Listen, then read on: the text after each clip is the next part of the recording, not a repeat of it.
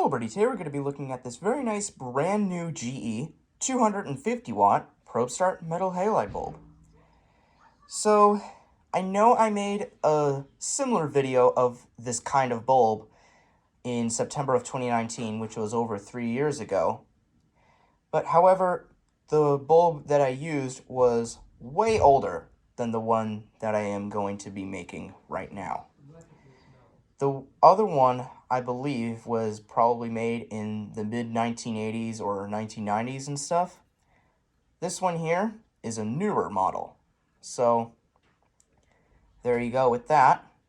So, anywho, this particular bulb here was bought at a Habitat for Humanity restore in Peoria, Arizona, if I remember correctly, for only $5, which was super cheap, if I do say so myself.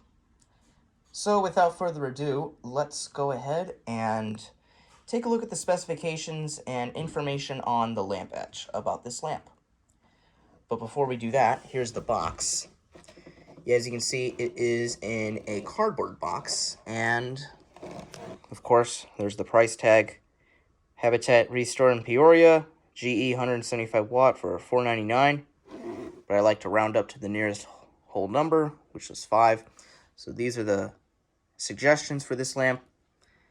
Nothing too fancy, so put it off to the side.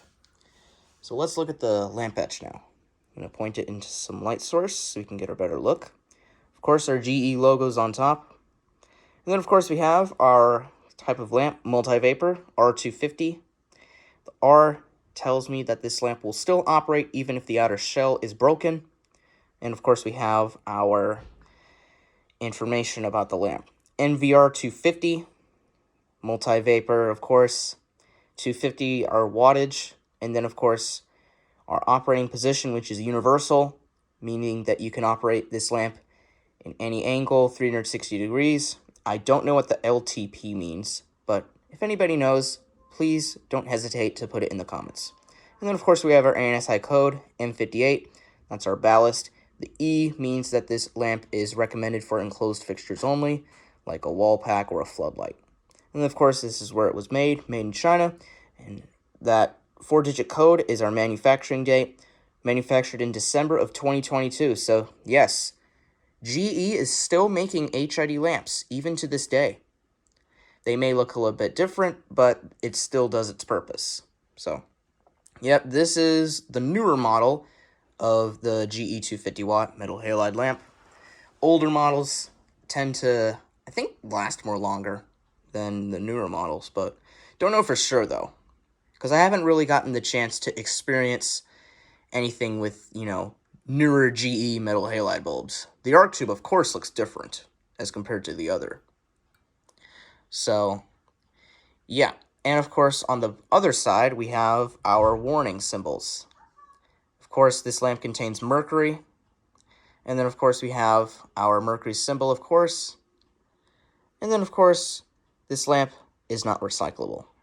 So, and it's also an S-Benule too. So, there you go. So, let's look at the construction now of how this lamp is produced. So, of course, we have our hard aluminum base with a polished ceramic insulator. This one has a polished ceramic insulator. Other ceramic insulator lamps that I've seen usually are rough, like they have a rough surface. This one is a smooth surface, as you can see. So, there's our base. It's a mogul base. And then, of course, we have, again, our manufacturing date written on the base, too. So, R1222T, and then that means manufactured December 2022. So, this lamp is only a few months old. So, not bad at all. So, there's that. Here's the inside of it. I noticed that there is a little bit of insulation on this side of the vacuum tube, which I think is cool. I think that's new, actually. So there's that, and then of course we have our stem holding everything in tight. Then of course we have our, don't know what that was. Then of course we have our construction of how this lamp is going to be powered. Of course we have our fuse or resistor, whatever you want to call it, our fuse. And then of course we have our metal strap. our two metal straps supporting the arc tube, and then, of course, this other wire heading up to the top, and then our dimple on top. So there's that.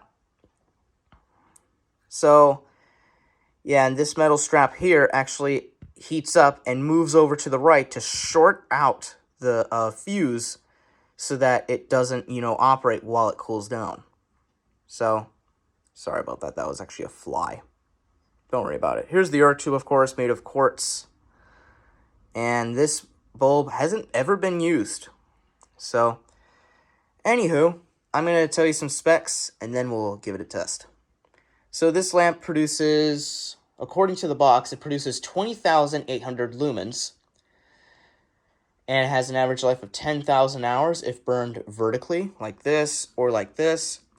But it only produces 19,100 lumens, and an only average life of 6,000 hours if burned horizontally, like this, or anyway.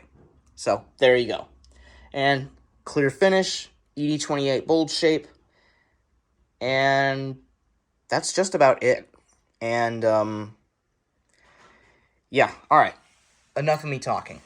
It's time to give this lamp a test. And I believe I said it earlier in the video, but this lamp has never been tested. So this is going to be its first time turning on.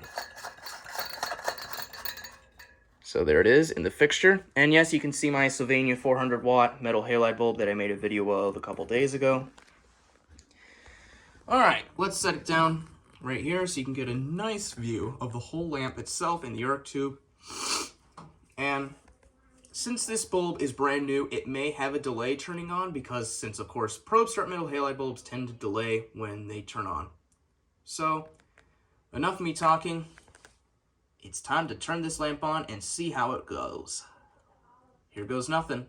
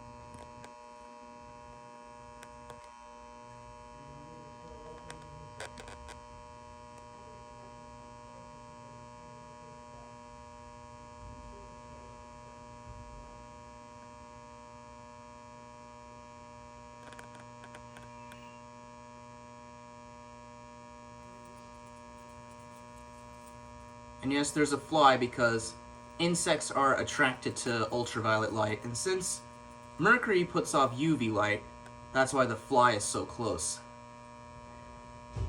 So I apologize if you heard some buzzing and you saw a little small particle on the video, but that's just a fly because it's attracted to the light. But so far, so good. So yeah, sorry if the fly is flying around, so. Then again, insects are attracted to ultraviolet light, and it's risking its life because that lamp puts off a lot of heat, and it's gonna get burned.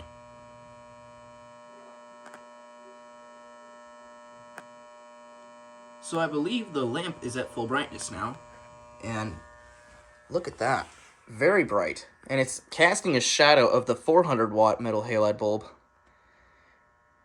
And I don't know if you just saw it, but fly was there, and it's actually flying around right near the lamp because it's casting some UV light. So I'm going to zoom in on that lamp and let you get a nice close-up view of the arc tube. Zoom in on that. Look at that beauty. And that arc tube is super hot. It's under a lot of pressure too. So there you go. So there is my 250 watt probe start metal halide lamp turning on for the very first time. And if you enjoyed the commentary, then please be sure to comment, rate, and subscribe. And thank you all very much for watching.